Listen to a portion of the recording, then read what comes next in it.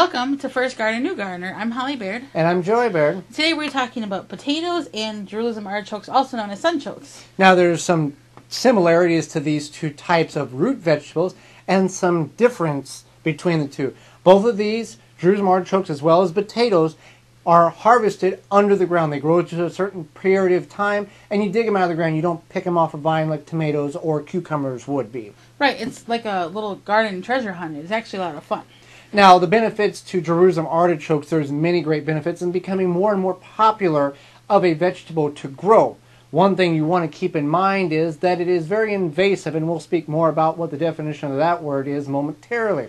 But the good thing about it is that they come back year after year, so it's a more sustainable crop, and you don't have to have a lot of them to get a lot. Right. Now, unlike the potato, Jerusalem artichokes have a very low starch content, and they're great for diabetics, and you do not have to cook them to eat them. I mean, you could eat the potato raw, but you can just take these, cut them up, use them with guacamole or ranch dressing or some kind of dip, and go ahead and eat them. And they take about 120 to 150 days of sunny, warm weather is best for them. And the top growth, which they're related to a sunflower as well as the potato, they're relations there. Yeah. And the stalk will get between 10 and 20 feet tall based on the nutrients in your soil.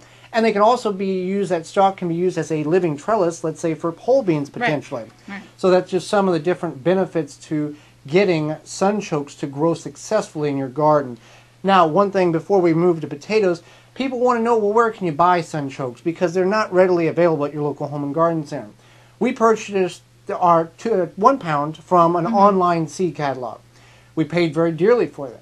What you can do is go to your local Whole Food store or what other... Like an organic food co-op, a natural food store, a health food store, something like that. You might want to call ahead before you go and see if they do have them on hand. But if they have them on hand, you can just take them as they are. You know, you can get a pound or whatever of them, and you can plant those in the soil.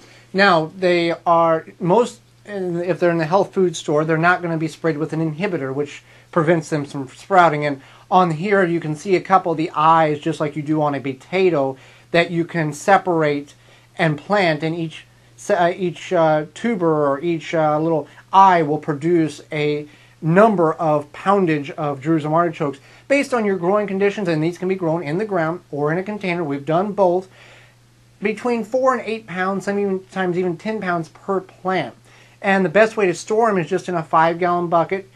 Well, you want to store them in the ground until you're going to eat them. Right. But if winter's coming and you want to get a large supply of them, you can take a 5-gallon bucket, put some soil, put artichokes, and you can store them like we have with these, just in our grow room. And we just layered them up. And now they've been in here for about 5 or 6 months now, and you can see some of the older areas starting to die away, and the white portion is the new area that we would actually plant or we can eat. So what you don't want to do is you don't want to harvest them and just take and put them in your fridge and think you're going to eat them in a week. They're going to get funny. They're going to get funny. They're going to be very mushy, very soft, and they really become inedible. So only harvest what you need on the Jerusalem artichokes. Now let's talk. Actually, first let's talk about invasive species. Okay, that will be our word of the week, or term of the week, that all gardeners need to understand what it means. Invasive.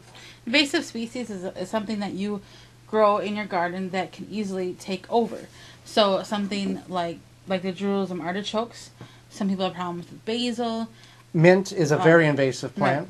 Right. Even like daisies. So it's something you want to think about is when you plant these, where you plant them, keep in mind that they could spread. So you could do something like put the container in the ground and then put those in there and put them in the soil. Which we've done in our front yard garden because we didn't want them to spread. Now in the large garden we have about a 100 square foot area of tubers that will never plant anything else but the tubers, and they'll keep coming back year after year. So keep in mind that when a plant is invasive, either contained in a container in the garden or designated area where you know you'll never plant anything else. Okay, so on to potatoes. So when you're planting potatoes, you can buy seed potatoes, and we have a really good supplier for that, which is Wood Prairie Farms, and you can go ahead and look them up on your favorite search engine. And or on our website, thewisconsinvegetablegardener.com. Right, on our website. And you will find that they have a great variety. They have like those purple potatoes and the blue ones, the ones that you can't necessarily find. They got about 25 varieties of potatoes that you can choose from. You can also do this. I bought these at the farmer's market, and they are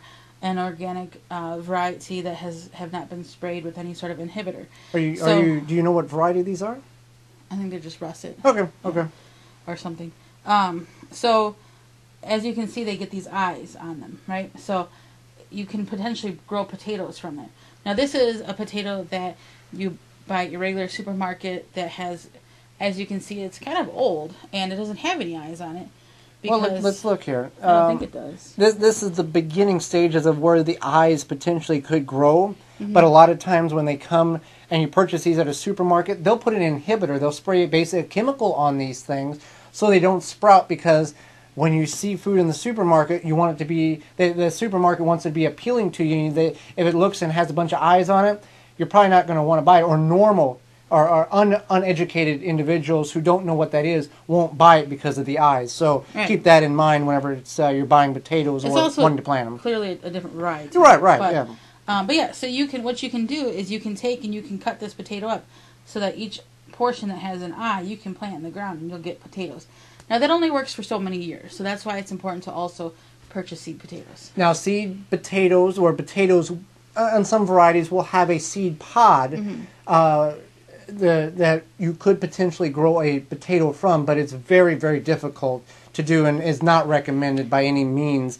So just take that potato, and we'll have future videos on how properly to plant these. But we want you to just have an understanding of what options you may have. Now, how do you plant these? How do you want to plant these potatoes? We've talked about how to plant the Jerusalem artichokes. You want to? We kind of like to trench them up a little bit. Yeah, there's a couple of different methods. Yeah. The trench method, you can also do... you can do it in like, some people have done it in dresser drawers. Some people do like this 2x2 square foot box. Or we're going to do it in a girdle, which is a burlap girdle, which is from the Seed Keepers. And if you want to find their information, we'll put that in the show notes for you. And that's a really good growing medium as well, and it's fully biodegradable. And so there's a few different options of what you can do to plant your potatoes. But they do take some time, and you'll know that they're ready to harvest when the stalks die. Now, if you're looking and time is a premium for you, potatoes will take between 65 and about 110 days based on the variety. Jerusalem artichokes will take about 120 to 150 days. So keep that in mind if you're in an area like you have a community garden that only allows you to grow at a certain amount of time during the year. That might be something you want to consider. Yeah, and actually these, potatoes are really, if you don't have the availability or the room or the time to grow potatoes, they are something you can find for really decently priced at your local farmer's market. Just make sure that you talk with your farmer about their methods of maybe using chemicals or fertilizers or whatever. And if you have any questions about Jerusalem artichokes, about potatoes, or anything else, you can find the Ask Us a Question button on our website at thewisconsinvegetablegardener.com. I'm Joy Baird. And I'm Holly Baird, and this has been First Garden, New Gardener. For more information, please visit thewisconsinvegetablegardener.com.